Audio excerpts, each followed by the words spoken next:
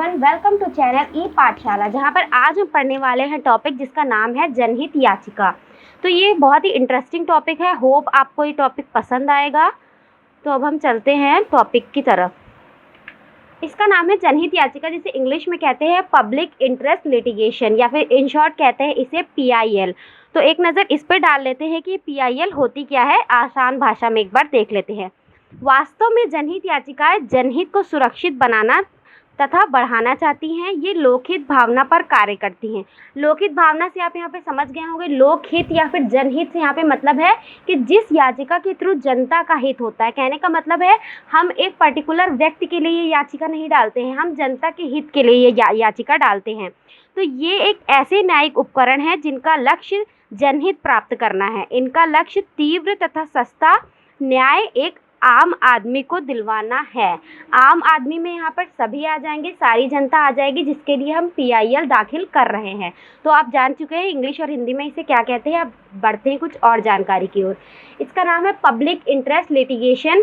कोई व्यक्ति लोगों की भलाई के लिए कोर्ट में जनहित याचिका फाइल कर सकता है। मतलब कि कोई भी व्यक्ति, कोई ज़रूरी नहीं है कि वह पीड़ित व्यक्ति ही हो, कोई भी अन्य व्यक्ति अगर लोगों की भलाई के लिए PIL डालना चाहता है तो वो यह याचिका डाल सकता है। केस में टेररिज्म, बंधुआ मजदूर, एसिड अटैक, पॉल्यूशन, सड़क सुरक्षा, इन्वायरमेंट डिग्रेडेशन, निर्माण संबंधी रिस्क को कुछ नाम दिया जा सकता है। जनहित याचिका 1976 में मुंबई कामगार सभा बनाम अब्दुल भाई थाई मामले से शुरू हुई थी और पहला PIL मामला हुसैन आरा खातून बनाम बिहार राज्य। पहले तो मैं आपको बता दूं कि सबसे इम्पॉर्टेंट मामला जो इसमें है वो पहला मामला था जिसमें PIL फाइल किया गया था, वो था हुसैन आरा खातून बनाम बिहार राज्य। ये क्वेश्चन एग्जाम में भी आता है और ये कब हुआ था, 1979 में। तो इस केस के बारे में हम आगे स्टडी करेंगे और देखेंगे कि इस केस में ऐसा क्या था जिसके लिए इसमें PIL दाखिल की गई थी। तो यहाँ पे छोटी सी जानकारी पहले देख लेते हैं कि पहला PIL मामला हुसैन आरा खातून बनाम बिहार राज्य 1979 में जेलों की दयनीय स्थिति को दिखाता है, इसलिए ये PIL फाइल की गई थी। फिर देखते हैं अगला पॉइंट। भारतीय कानून में सार्वजनिक हित की रक्षा के लिए मुकदमे का प्रावधान है। मतलब भारतीय कानून में यह प्रावधान दिया गया है कि सार्वजनिक हित की रक्षा के लिए हम मुकदमा या PIL फाइल कर सकते हैं। अन्य सामान्य अदालती याचिकाओं से अलग इसमें यह व्यवस्था नहीं है कि पीड़ित पक्ष स्वयं अदालत जाए। कहने का मतलब है कि आपने केसेस में देखा होगा कि जब वही व्यक्ति केस में मतलब केस फाइल करता है जो खुद पीड़ित होता है, लेकिन इसमें ऐसी कोई बाउंडेशन नहीं है। इसमें कोई भी केस फाइल कर सकता है अगर वो मामला जनता के हित से संबंधित है तो, या किसी भी नागरिक को या स्वयं न्यायालय द्वारा पीड़ित पक्ष में दायर किया जा सकता है। कोई व्यक्ति लोगों की भलाई के लिए कोर्ट में जनहित याचिका PIL फाइल कर सकता है। केस में टेररिज्म, बंधुआ मजदूरी, ये सब हम पहले ही देख चुके हैं कि क्या क्या इसमें इंक्लूड होता है। अब आते हैं कि PIL क्यों, हमें इसकी आवश्यकता क्यों पड़ी, मतलब PIL की ऐसी क्या ज़रूरत पड़ी थी जिसको बनाया गया। जनहित याचिका भारतीय सामाजिक कानून को स्पष्ट करती है। भारतीय सामाजिक कानून से यहाँ मतलब है क्योंकि इसमें जनता इंक्लूड है तो जाहिर सी बात है ये सामाजिक कानून को स्पष्ट करती है या सुनिश्चित करता है कि वे उचित निर्णय ले, अपनी कानूनी शक्तियों के भीतर उचित और ट्रांसपेरेंट वर्क करे। ट्रांसपेरेंट वर्क से यहाँ पे मतलब है कि जो भी सरकार हमारे लिए नियम बना रही है वो हमारे हित में हो, हम भी जाने कि वो हमारे हित में है और सरकार भी हमारे हित में काम करे। मीन्स हम दोनों के बीच ट्रांसपेरेंसी रहे। न्यायाधीशों को कानून का सही ढंग से व्याख्या करने का मौका देकर कानून में सुधार करने में सहायता। एक महत्वपूर्ण मुद्दे पर प्रकाश डालते हुए ध्वनि रहित और कमज़ोर के लिए आवाज़ प्रस्तुत करें।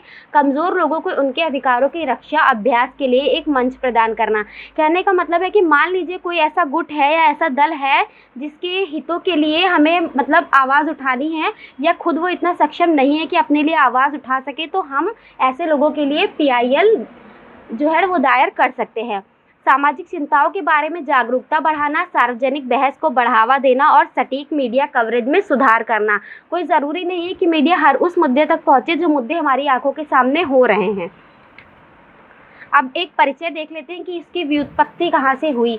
इस प्रकार की याचिकाओं का विचार अमेरिका में जन्मा। मतलब इसकी शुरुआत जो है वो अमेरिका में हुई थी। वहाँ इसका नाम जो है वो सामाजिक कार्यवाही याचिका है। जैसे कि यहाँ इसे जनहित याचिका कहते हैं, वहाँ पर इसे सामाजिक कार्यवाही याचिका कहते हैं। यह न्यायपालिका का आविष्कार तथा न्यायाधीश निर्मित विधि है। कहने का मतलब है कि पीआईएल संबंधी कोई भी चीज़ संविधान में नहीं लिखी गई थी। इसका जो मतलब जन्म हुआ है या फिर इसकी जो स्टार्टिंग की गई थी वो न्यायपालिका के थ्रू ही की गई थी। यहाँ पे स्पष्ट रूप से लिखा हुआ है कि न्यायपालिका का आविष्कार तथा न्यायाधीश निर्मित, मतलब कि जज द्वारा निर्मित है। ये भारत में जनहित याचिका पीएन भगवती ने प्रारंभ की थी। ये मोस्ट इम्पॉर्टेंट नेम है जो आपके एग्जाम में आता है कि जनहित याचिका भारत में किसने प्रारंभ की थी, तो पीएन भगवती ने प्रारंभ की थी।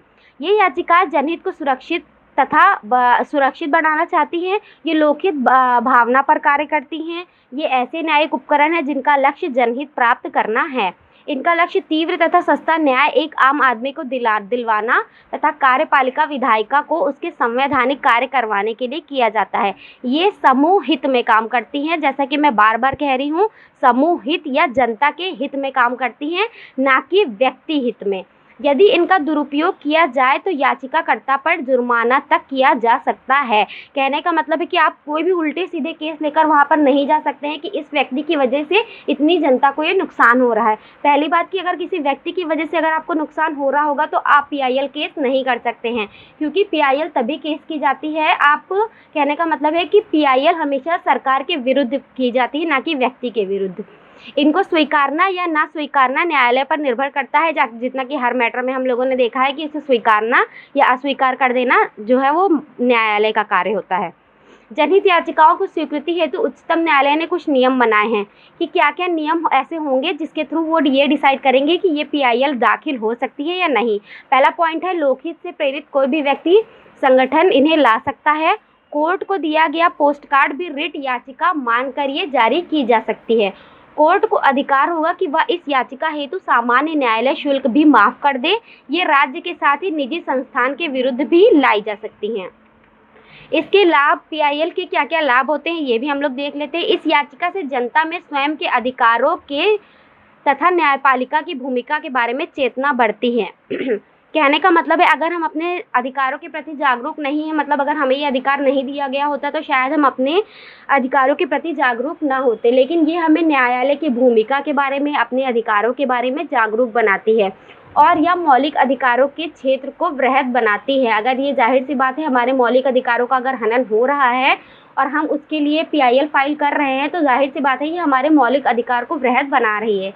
इसमें व्यक्ति की कई नियम अधिकार मिल जाते हैं या कार्यपालिका विधायिका को उसके संवैधानिक कर्तव्य करने के लिए बाधित करती है, साथ ही भ्रष्टाचार मुक्त प्रशासन की सुनिश्चितता करती है। अब आते हैं उच्चतम न्यायालय ने इसके पक्ष में या उसमें क्या दिशा निर्देश दिए हैं।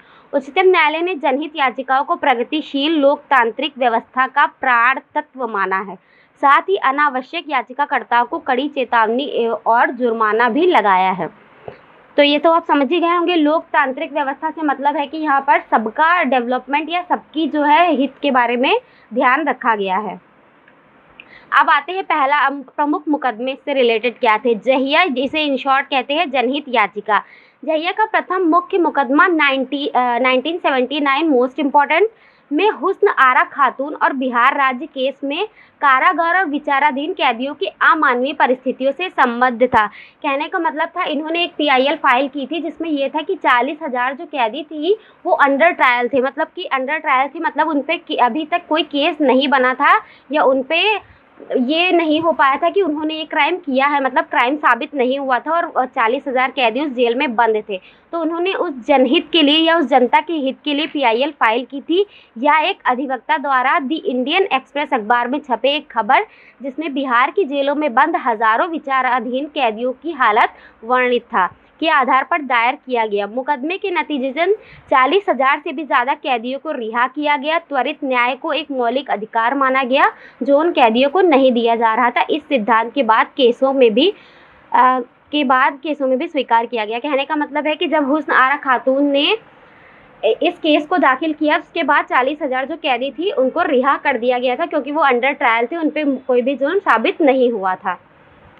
तो अब यहाँ पे जो लिखा हुआ है ये हुसैन आरा खातून और बिहार राज्य, इससे मतलब है कि हुसैन आरा ने जो है वो बिहार राज्य, कहने का मतलब है उस राज्य की सरकार। तो मैंने आपको पहले ही बताया था कि जो भी PIL फाइल की जाती है वो राज्य की सरकारों के विरुद्ध की जाती है, ना कि व्यक्ति के विरुद्ध। इसलिए इस केस का नाम पड़ा हुसैन आरा और बिहार राज्य। अब आते हैं जनहित याचिका दायर करना या क्यों कैसे दायर की जाती है। जनहित याचिका PIL जैसा कि नाम से पता चलता है किसी भी पब्लिक इंटरेस्ट के लिए मुकदमेबाजी, जैसा कि मुकदमेबाजी शब्द का अर्थ है कानूनी कार्यवाही। मुकदमा वर्ड सुनते ही हमारे मन में यही आता है कि इसका मतलब कानूनी कार्यवाही होता है, या एक पब्लिक पर्सन द्वारा की गई कानूनी कार्यवाही के लिए है, या रूल वेलफेयर की रक्षा के लिए है, या कल्याणकारी मामलों जैसे कि खतरनाक रिस्क, पॉल्यूशन और टेररिज्म के प्रोटेक्शन के लिए कोर्ट में मुकदमा दायर किया जाता है। सर्वोच्च न्यायालय या उच्च न्यायालय में सीधे याचिका दायर करने के लिए भारत के लोगों को जनहित याचिका प्रदान की जाती है।